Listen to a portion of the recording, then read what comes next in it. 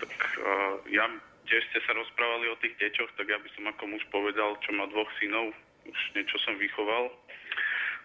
Chcel by som povedať toľko to, že mali sme aj intimné problémy s partnerkou, ale to sa dalo vyriešiť, čak to každý už si k tomu dojde, že kde sa to dá riešiť. Ale problém bol práve tá masturbácia. Oni, ak dostali 12 rokov, keď mali, tak došlo k tomu, že sme ich načapali spoločne, jak sledujú kanál. A neviem, či to takto môžem. No, pomáhali si, čo teda bol šok.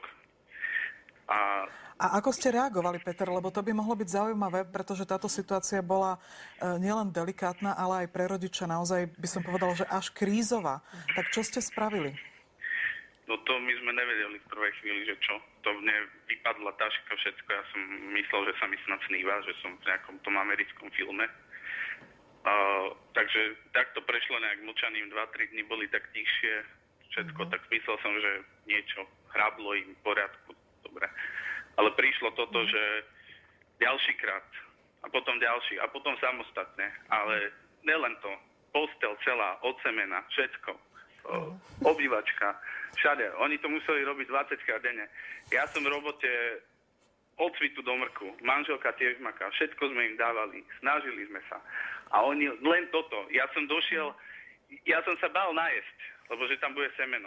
Ja som sa bál to je úplný extrém. Peťo, už nám to ani radšej nepopisujte ďalej, ale vieme si tú situáciu predstaviť. Ale chcel by som vám ešte povedať, že jak som sa to snažil riešiť. Už keď to bolo maximálne, tak som došiel. A to, čo mne môj otec hovoril, nehoň si, lebo budeš mať chlpaté dlane. Tak som došiel, hovorím, budeš mať chlpaté dlane, chceš mať chlpaté dlane.